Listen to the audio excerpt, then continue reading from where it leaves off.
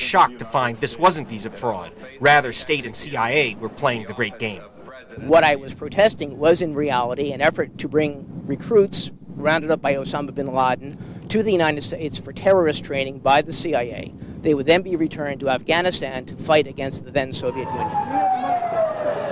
The attack on the World Trade Center in 1993 did not shake the State Department's faith in the Saudis, nor did the attack on the American barracks at Khobar Towers in Saudi Arabia 3 years later, in which 19 Americans died. FBI agents began to feel their investigation was being obstructed. Would you be surprised to find out that FBI agents are a bit frustrated that they can't be looking into some Saudi connections? I would never be surprised with that. They're cut off at the hip sometimes by supervisors who are given shots that are being called from Washington at the highest levels. I showed lawyer Michael Wiles our FBI documents. One of the Khobar Towers bombers was represented by Wiles, who thought he had useful intelligence for the U.S. He also represents a Saudi diplomat who defected to the USA with 14,000 documents, which Wiles claims implicates Saudi citizens in financing terrorism and more. Wiles met with FBI men who told him they were not permitted to read all the documents. Nevertheless, he tried to give them to the agents. Take these with you. We're not going to charge you for the copies. Keep them. Do something with them. Get some bad guys with them. They refused.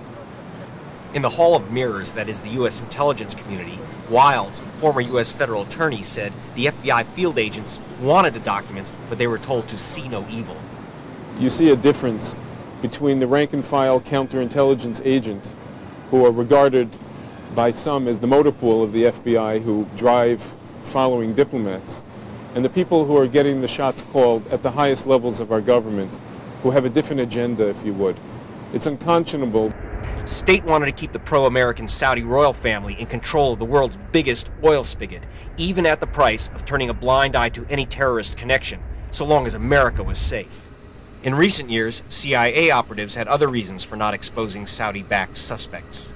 If you recruited somebody who's a member of a terrorist organization, who happens to make his way here to the United States, and even though if you're not in touch with that person anymore, but you've used him in the past, it would be very unseemly if he were to be arrested by the FBI and word got back that he had once been on the payroll of the CIA. What we're talking about is blowback. What we're talking about is embarrassing, career-destroying blowback for intelligence officials. Does the Bush family also have to worry about political blowback? The younger Bush made his first million 20 years ago with an oil company partly funded by Salim bin Laden's chief U.S. representative. Young George also received fees as director of a subsidiary of Carlyle Corporation, a little-known private company which has in just a few years of its founding become one of America's biggest defense contractors. His father, Bush Sr., is also a paid advisor, and what became embarrassing was the revelation that the bin Ladens held a stake in Carlyle, sold just after September 11. You have a key relationship between the Saudis and the former president of the United States, who happens to be the father of the current president of the United States. And you have all sorts of questions about where does policy begin and where does good business and good profits for the company, Carlyle, end. I received a telephone call from a high-placed member of a U.S. intelligence agency. And he tells me that while there have always been constraints on investigating Saudis, under George Bush, it's gotten much worse. After the elections, the agencies were told to back off investigating the bin Ladens and Saudi royals, and that angered agents. I am told that since September 11th, the policy has been reversed. FBI headquarters told us they could not comment on our findings. A spokesman said there are lots of things that only the intelligence community knows and that no one else ought to know.